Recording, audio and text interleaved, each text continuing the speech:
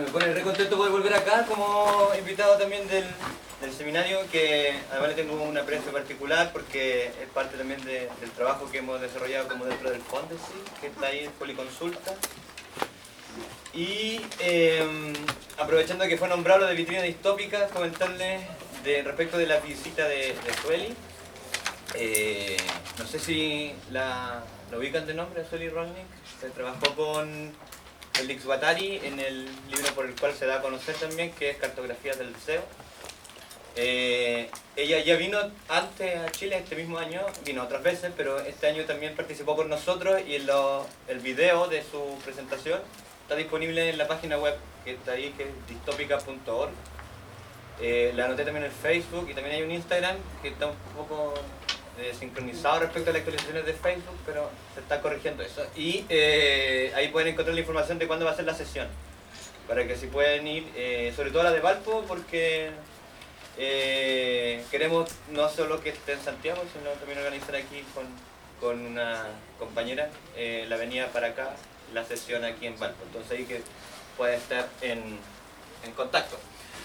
Lo otro, y terminando con vitrina, en la misma página pueden encontrar una clase que hicimos con Bifo en el seminario de la versión del año pasado, o sea del año antepasado, y también una entrevista que le hicimos a Bifo. Entonces, si les interesa un poco lo que hablemos hoy día, pueden ir a mirar la clase que tuvimos con él y la entrevista también, que está ahí en video y también está transcrita.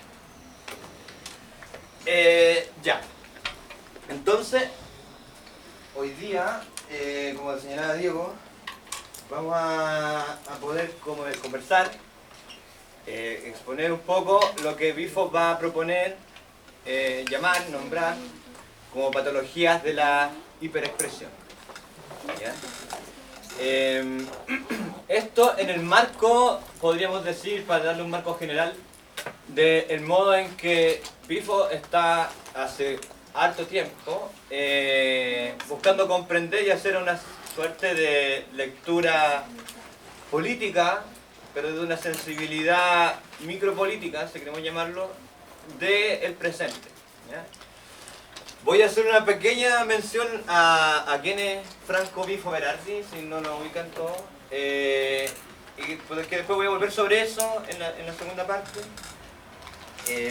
Pero bueno, Franco Bifo Berardi fue y se hizo conocido en el marco de las protestas en Bolonia, en Italia en general, en el 77. Él era que estaba como en Bolonia, mientras tenía otros colegas también, estudiantes, algunos también de filosofía, como Negri, que estaban en otras ciudades de Italia. Y Bifo en ese marco, ya desarrollando una especie de investigación militante, como se le llama, durante el 77 se mete mucho en las protestas, en la lucha armada también que se da en Italia, porque Italia en el 77 es una especie de deriva también del movimiento del 68, pero que llegan a explotar por las condiciones propias de Italia como lucha armada también. Y en ese marco también Bifo instala una de las primeras o los experimentos más interesantes de radio también comunitaria y militante, que se llama Radio Alice. Quizás esto lo conté la vez pasada en esta misma, no sé, pero porque es una anécdota que entretenida, que él está transmitiendo, y por eso también se hace muy famoso, porque está transmitiendo en la radio cuando llega la policía. Entonces está la grabación, si ustedes lo buscan en Google o en YouTube, donde sea, se puede encontrar la grabación donde está Bifo hablando en la radio, ¿sí? Y está diciendo, bueno, llega la policía, está subiendo la policía por el pasillo, va a entrar, está la policía dentro de la radio, me está quitando el micrófono, y se escucha como le quitan el micrófono. Después de eso Bifo se va preso, y se escapa a París, y se va preso en París, y ahí arman un movimiento para rescatarlo de la cárcel, donde uno de los principales intelectuales detrás de eso es Guattari y también Foucault, entre otros.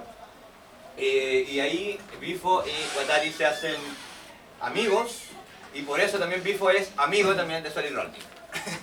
Así que hay una triangulación, y que tiene que ver con algo interesante para poder partir con esta idea, la perspectiva que quiere adquirir Bifo. Porque toda esa escena, ¿sí? Es algo que vamos a llegar después, pero toda esa escena donde está Guattari, está Foucault, está Bifo, está Soli Rollin, que son los que hemos nombrado, pero hay más también involucrados, todo el movimiento post-operaísta italiano, van a cuestionar y van a empezar a pensar que es necesario dotarse de otra estrategia de conocimiento, de otra estrategia de investigación para comprender cómo funcionan los mecanismos de poder, en qué lugar y cómo se aplica o cómo es posible entender la dominación, ya no en la clave más tradicional del siglo XX, como simplemente un gran área de quienes son dominantes y una gran área de quienes son los dominados, sino atravesado por el surgimiento de otras luchas políticas, ¿ya?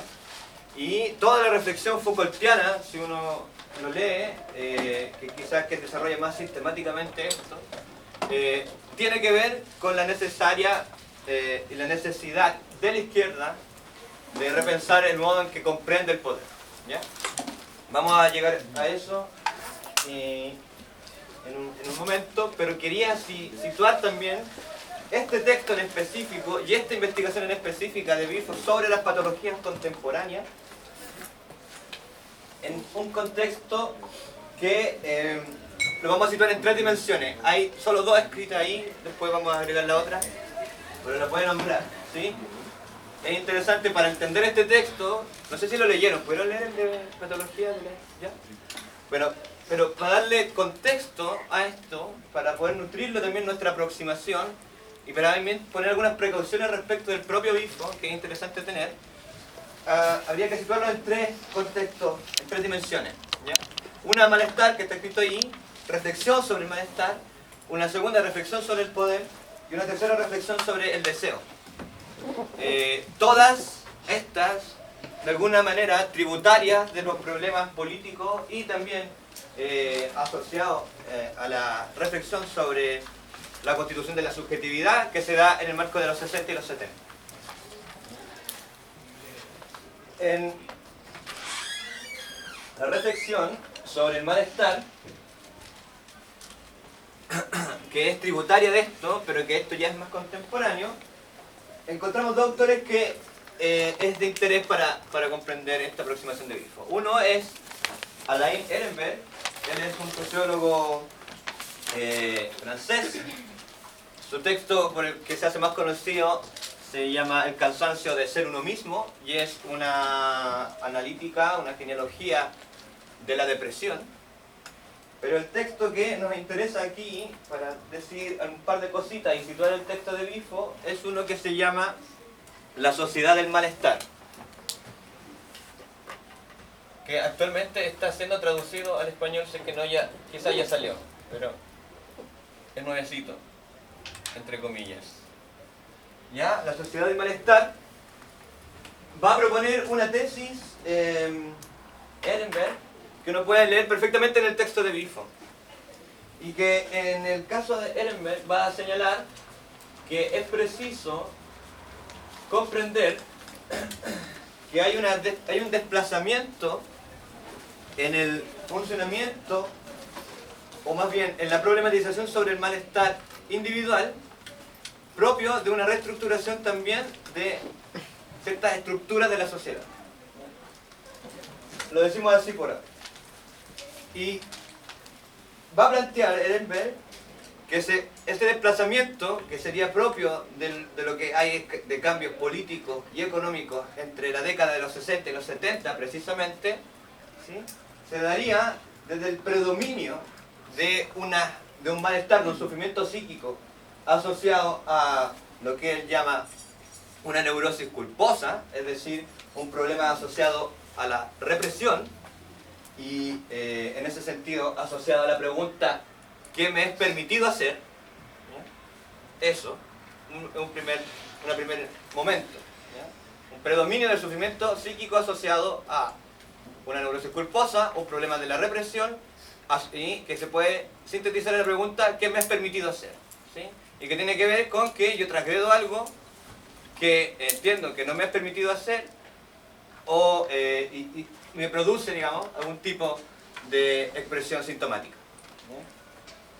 Dice, sin embargo, Ehrenberg, que en el movimiento entre los 60 y los 70, ¿sí?, la propia organización de la sociedad, a nivel de, sobre todo, cómo se estructuran los trabajos, cómo se estructuran los mercados educativos y cómo se estructuran ciertos ideales sociales, pasa a un predominio del problema, va a decir el depresivo, ¿sí?, pero no se queda solamente en eso, pero lo va a decir así en principio, asociado al problema de la autonomía.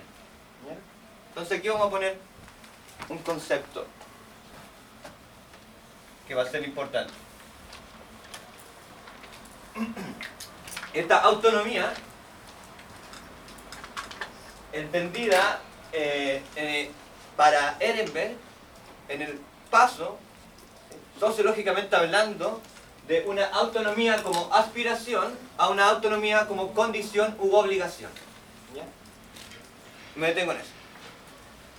Ehrenberg va a señalar que entre la década de los 60 y los 70, efectivamente, estos movimientos del cual viene Bifo, Wieles-Schwenli, está asociado a Foucault, está asociado a Deleuze, etc. Estos movimientos tienen una aspiración, ¿sí?, a conseguir mayor capacidad de autonomía para las propias prácticas, ¿sí?, y que en ese sentido se diferencian de ciertas reivindicaciones de la izquierda tradicional económica. Reivindicaciones asociadas a la idea de libertad, ¿sí?, y por tanto también a la emergencia de otro tipo de sujetos políticos.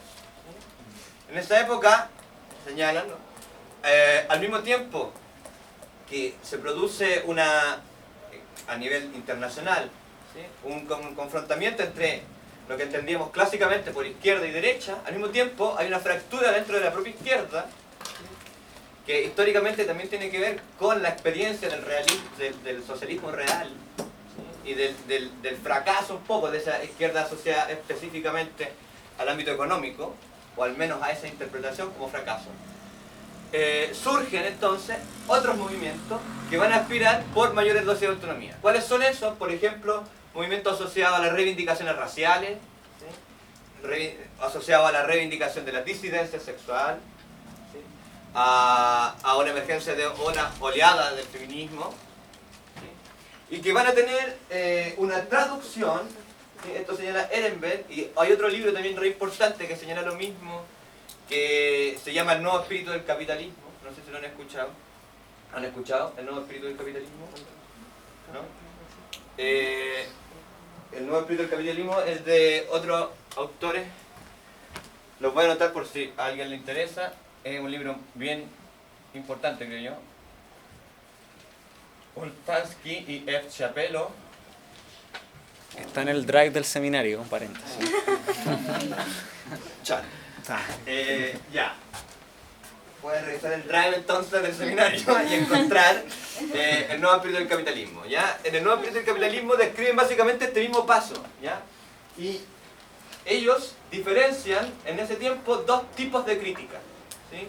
Una crítica económica asociada al problema de la explotación en términos clásicos de la izquierda, y una crítica que ellos denominan artista, que tiene que ver con las reivindicaciones de mayor libertad, de mayor autonomía, ¿sí?, y todo este rollo del 68 como la imaginación al poder, que debajo del asfalto está la arena de la playa, como tratando de pedir menos represión, menos disciplinamiento, ¿sí? Si uno piensa en el Foucault de vigilar y castigar, por ejemplo, también está eso muy presente, ¿sí? Queremos menos disciplinamiento, menos disciplina, mayor espacio para la libertad de hacer cosas, ¿sí? Y tanto Ehrenberg como Oltansky y Chapello, entre otros, van a señalar que esa crítica es capaz el capitalismo de incorporarla, ¿sí?, de incorporarla y por tanto de lograr que dentro de las instituciones más clásicas de la sociedad,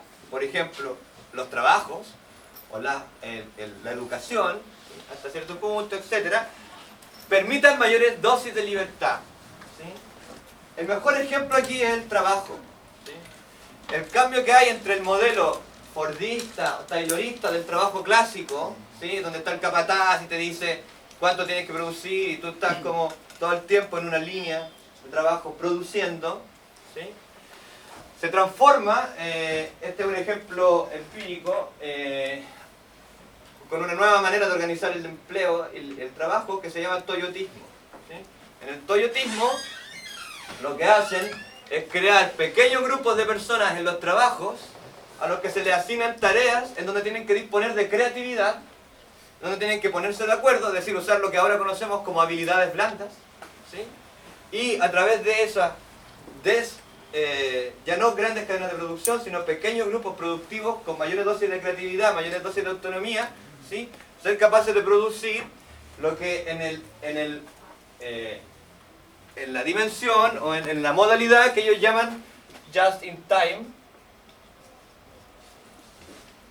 que diferencia completamente el modelo productivo. El modelo productivo taylorista-fordista es un modelo productivo que juega a los stock, a tener grandes stocks, ¿sí? A producir grandes cantidades de cosas y poner a disposición de la demanda, una oferta que la llama. ¿Sí? En cambio, el modelo toyotista, que va a disponer de grupos más pequeños de trabajo, donde hay mayor creatividad involucrada y mayor autonomía, busca no tener ningún stock, sino responder rápidamente a la demanda. ¿Sí? Eso, entre otras cosas, va a generar que se haga más importante cada vez conseguir datos de los consumidores. ¿Sí? Nuestros teléfonos y todas estas cosas, ¿sí? Están todo el tiempo entregando datos precisamente para que haya una oferta muy precisa respecto de lo que cada uno necesita. ¿Sí? Y eso está asociado también a una transformación general del modelo de producción, ¿sí? En donde se hace más relevante la unidad pequeña y el uso intensivo de creatividad y de la propia autonomía de los trabajadores. Ehrenberg va a decir, esto que se inicia dentro de lo que puede denominarse una revolución del management, se va a instalar también dentro de los ideales sociales. ¿Sí? Entonces, la autonomía, ¿sí?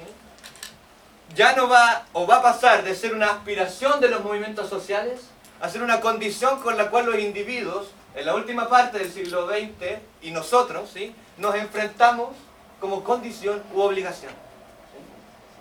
¿Qué quiere decir eso?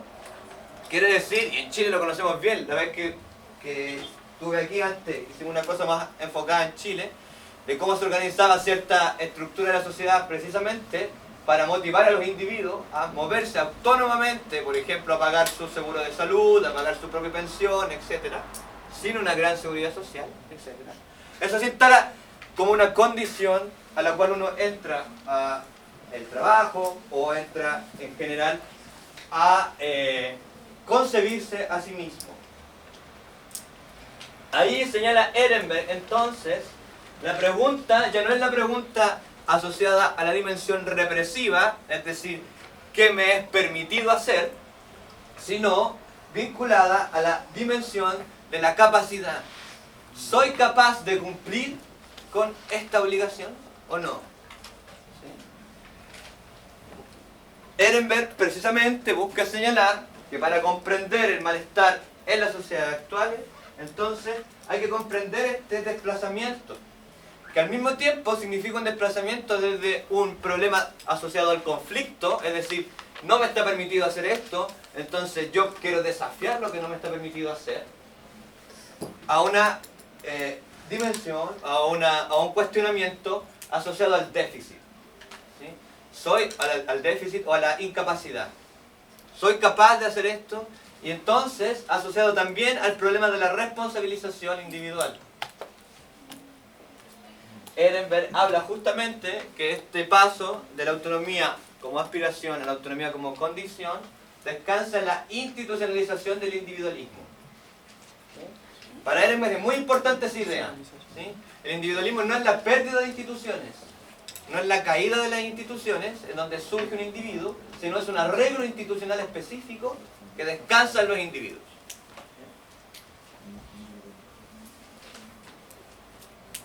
Resumen entonces de eso, durante la década de los 60 y los 70, debido a una serie de arreglos específicamente sociales, que uno puede revisar con mayor detalle siempre, se pasaría desde un malestar o un sufrimiento psíquico asociado principalmente a la dimensión de la culpa, es decir, a la transgresión de algo que se me está prohibido hacer, ¿sí? Y por tanto asociado a la pregunta de ¿qué me está permitido?,